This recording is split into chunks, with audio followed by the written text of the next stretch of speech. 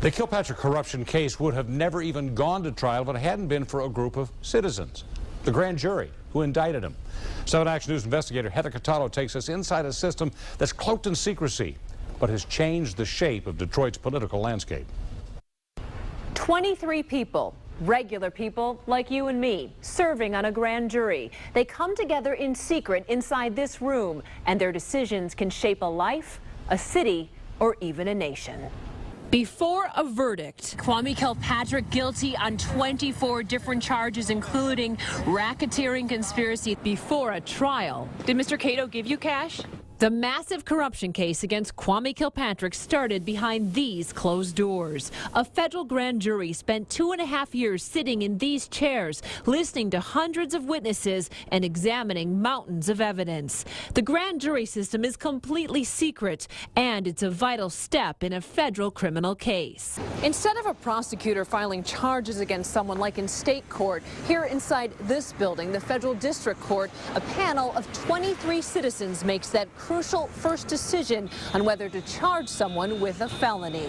You have someone's life in your hands, and you had better make sure. Jill recently served on a grand jury in Detroit. Because of grand jury secrecy laws, she can't tell us which cases she heard. Jill says when she got that summons in the mail, she had no idea that she was about to play such a key role in democracy. The first thing was, how do I get out of this? I don't want to commit myself to something else. But I'm so glad I was chosen to do it. Unlike a trial jury, which usually reports for duty every day, grand jurors typically meet once a week for 18 months. The prosecutors are over here, and the witness is over here. U.S. District Court Chief Judge Gerald Rosen took us inside a grand jury room where so many of Detroit's high-profile cases started. You'll notice there's no table for defense counsel because defense counsel are not permitted in the grand jury room. It's strictly a proceeding in which the government presents evidence to the citizenry. The foreperson and deputy foreperson sit in the front of the room while the rest of the grand jurors fill these seats. They are not determining guilt or innocence. Their only job is to see if there's enough probable cause for an indictment. The grand jury process reflects who we are as a people and our values. It reflects, going back to the revolution, our distrust of government overreaching. What do you think is the biggest misconception about the grand jury system? I think the biggest misconception is that the grand jury is just a rubber stamp for the prosecution.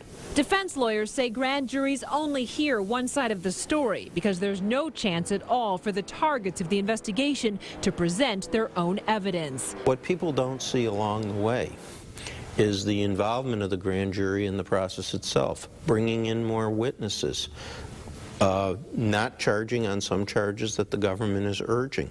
Judge Rosen says when a grand jury uncovers more misconduct, they can direct federal agents and prosecutors to keep investigating. That's why the term of the Detroit corruption case special grand jury was extended 2 times for a total of 2.5 years. I was so humbled when I discharged them. I heard story after story after story about how, although there were hardships for them and for their family, that they believed that they had to see this through, that it was the most important thing they had done. Usually, just the foreperson returns the indictment to a magistrate. But Judge Rosen says the Kilpatrick corruption grand jurors were so committed, all 23 of them went into the courtroom to hand down the indictment against the former mayor and his co-defendants. Because they wanted to show how unified they were and how committed they were to their product. Very unusual. I don't know of any other time when that's happened. Judge Rosen says the citizens of this region should be very grateful for the work those grand jurors did. As for this grand juror, she's just grateful she was chosen to make a difference. We have the power to change things. The judge says grand juries have to stay secret in order to protect both witnesses and potential targets of an investigation. If a grand jury decides there isn't enough evidence to charge someone, making the investigation public could have terrible consequences on someone's reputation. I'm Heather Cataldo, 7 Action News. Yep, and as we said, sentencing day is 1 week from today. Coming up, and we'll see what happens. Dave is over there giving us the meteorological symbol for rain.